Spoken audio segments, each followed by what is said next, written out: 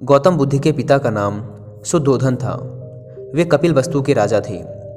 बात उस समय की है जब गौतम बुद्ध का जन्म भी नहीं हुआ था। राजा शुद्धोधन की कोई संतान ना थी। इसी कारण संतान प्राप्ति की चाहत में वे सदैव चिंतित रहा करते थे। संतान प्राप्ति की चाहत में ही उन्होंने 2 विवाह किए थे। राजा शुद्धोधन की बड़ी रानी का नाम महामाया और छोटी का नाम प्रजावती था। धीरे धीरे समय गुजर रहा था। राजा शुद्धोधन अब अधेड़ अवस्था से वृद्ध अवस्था की ओर बढ़ने लगे थे। देवी देवताओं की पूजा अर्चना और दान पुण्य भी करने के बाद भी उन्हें संतान का सुख ना मिल सका। समय बीतने के साथ साथ राजा की उम्मीद भी खत्म होने लगी थी। ऐसा लग रहा था जैसे भाग्य के देवता राजा शुद्धोधन से क्रोधित होकर बैठे हैं। तभी तो उनकी श्रद्धा और निष्ठा भी कोई रंग ना ला सकी थी। अब राजा की चिंता और गहरी चिंता में बदलने लगी थी। राज्य में चारों ओर सुख शांति और समृद्धि थी, किंतु अपना उत्तराधिकारी न होने के कारण यह सब कुछ राजा को निरर्थक ही प्रतीत होता था। निसंतान होने का दुख राजा शुद्धोधन को ही नहीं, रानी महामाया और रानी प्रजावती को भी था। इस चिंता को दूर करने का उपाय किसी के हाथ में ना था, अतः वे सभी मौन थे। एक समय की बात है कि रानी महामाया रात्रि काल में अपने इष्ट देव का स्मरण कर सैया पर लेट गई। लेटते ही उनकी आंख लग गई और उनकी आंखों के सामने भिन्न भिन्न प्रकार के सुखद स्वप्न चित्र तैरने लगे। स्वप्नों का तांता रात भर लगा रहा। स्वप्न आते रहे और सुखद अनुभूति देकर गायब होते रहे। रात्रि का अंतिम प्रहर चल रहा था। रानी महामाया ने स्वप्न में देखा कि 4 यक्ष, जिनके मुखमंडल तेज से चमक रहे थे, उनके निकट आए। यक्षों ने रानी को प्रणाम किया और पुष्प के समान बड़ी कोमलता से उन्हें उठाकर एक ओर उड़ चले।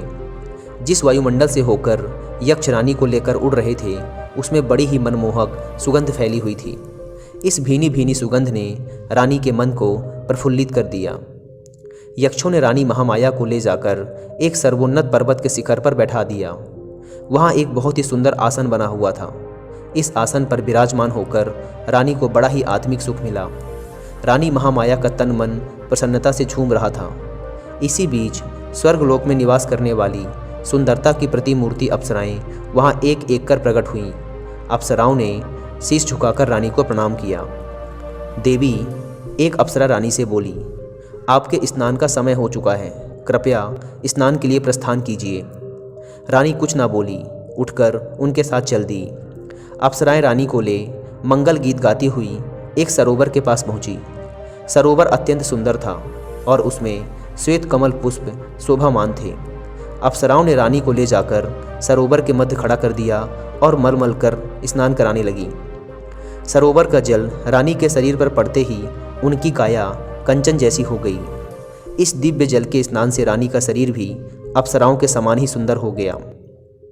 रानी महामाया आश्चर्यचकित होकर अपने रूप सौंदर्य को निहार रही थी। दिव्य जल से स्नान करने के बाद उनकी काया अत्यंत कामनीय और सुंदर हो गई थी। शरीर पर पड़ी झुर्रियाँ भी पूरी तरह से मिट चुकी थी। ऐसा लग रहा था जैसे मानो रानी के जवानी के दिन वापस आ गए हों। रानी फिर से एक बार जवान सी लग रही थी। उनका मन एकदम मुदित और शांत था। स्नान के बाद अप्सराओं ने रानी को अत्यंत सुंदर और बहुमूल्य वस्त्र पहनाए। भिन्न भिन्न प्रकार के आभूषणों से उनका श्रृंगार किया। इसके बाद अप्सराएं रानी को एक श्वेत मरमर महल में ले गई। विभिन्न प्रकार से उनका स्वागत सत्कार किया गया। एक अप्सरा अपने हाथों में दिव्य सामग्री से भरे भोजन की थाल लेकर प्रकट हुई। उस भोजन से स्वादिष्ट सुगंध उठ रही थी। उसने उस भोजन को रानी के समक्ष प्रस्तुत किया। जब रानी ने उसका स्वाद चखा तो उसका तनमन आनंदित हो उठा। दिव्य भोजन खिलाने के बाद अप्सराएं रानी को महल के दूसरे कक्ष में ले गई। उस कक्ष में एक पुष्प सेज सजी हुई थी। अप्सराओं के आग्रह पर रानी पुष्प सज्जित सेज पर विश्राम करने लगी।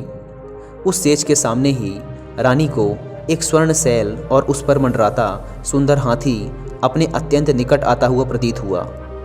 हाथी ने कमल के पुष्प से रानी के दाएं अंग पर धीरे से प्रहार किया और फिर छोटा और छोटा होता हुआ एकदम बहुत छोटा हो गया और एकाएक रानी के गर्भ में जाकर समा गया। रानी ने भय और आश्चर्य से तुरंत अपनी आंख खोल दी। अब रानी को पता चला कि वह स्वप्न देख रही थी। बड़ा ही आश्चर्यचकित कर देने वाला और सुखद स्वप्न था। आँख खुलते ही जिसका समापन हो गया था। जब राज ज्योतिषी ने स्वप्न के फल की गणना कर बताया कि उनके यहाँ एक यशस्वी पुत्र रत्न का जन्म होगा, तो उनकी प्रसन्नता की कोई सीमा ना रही। राज ज्योतिषी की घोषणा ने जैसे राजा रानी और प्रजा के ऊपर से चिंता की कालिमा को समाप्त कर दिया था। राजमहल में छाया सन्नाटा धीरे धीरे सिमटने लगा था। ज्यों-ज्यों रानी महामाया का गर्भकाल पूर्ण होने की ओर अग्रसर हो रहा था, त्यों-त्यों राजमहल में प्रसन्नता बढ़ती जा रही थी।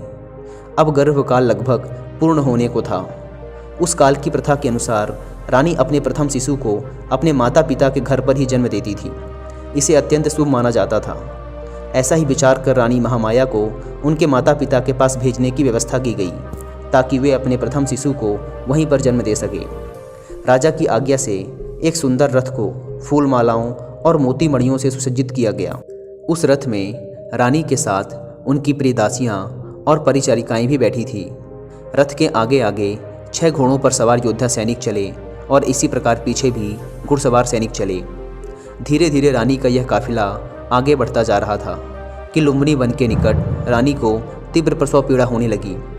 परिचारिकाओं के कहने पर रथ को लुम्बिनी वन में ही एक उचित स्थान देखकर रोक दिया गया। बैसाख मास की पूर्णिमा थी। आसमान पर पूर्ण चांद चमक रहा था। लुम्बिनी वन का कोना कोना जैसे पूर्णिमा की शीतल चांदनी में अपनी मधुरिमा के साथ शोभायमान हो रहा था। इस बैसाख पूर्णिमा को जैसे सदियों से लुम्बिनी वन में एक महान घटना के घटने की प्रतीक्षा थी, और प्रतीक्षा की घड़ियां धीरे धीरे समाप्त होती जा रही थी। यह घटना ईसा से लगभग 564 वर्ष पूर्व की है, यानी कि आज से लगभग 2500 वर्ष पहले की। रानी महामाया प्रसव पीड़ा से आकुल लुम्बिनी वन में पुष्पों से आच्छादित वृक्ष के नीचे विश्राम कर रही थी, और परिचारिकाएं उनका तरह तरह से ध्यान रख रही थी। प्राकृत द्वारा निर्धारित शुभ घड़ी और शुभ पलों में रानी महामाया ने एक सुंदर स्वस्थ शिशु को जन्म दिया। शिशु के जन्म की शुभ सूचना अविलंब कपिलवस्तु भेज दी गई। कपिलवस्तु में राजा शुद्धोधन और रानी प्रजावती की खुशी की सीमा न रही।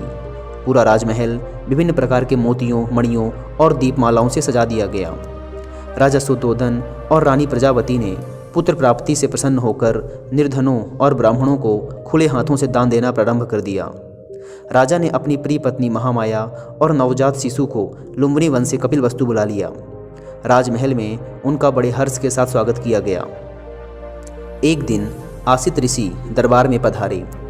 राजा शुद्धोधन ने ऋषि का यथा योग्य स्वागत सत्कार किया और नवजात शिशु को आशीर्वाद देने का आग्रह किया। राजन, आसित ऋषि बोले, आपके पुत्र का भविष्य बड़ा उज्जवल प्रतीत होता है। आपकी कृपा का फल है। ऋषिदेव राजा शुद्धोधन सिर झुकाकर बोले, आप कृपा करके मेरे पुत्र को आशीर्वाद दीजिए। राजन, यह शिशु आगे चलकर आपके शाक्य वंश का नाम विश्व भर में फैला देगा, और किसी के आशीर्वाद की नहीं बल्कि संसार को इसके आशीर्वाद की आवश्यकता पड़ेगी। इतना कहकर आसित ऋषि ने बालक के सर पे हाथ रख दिया।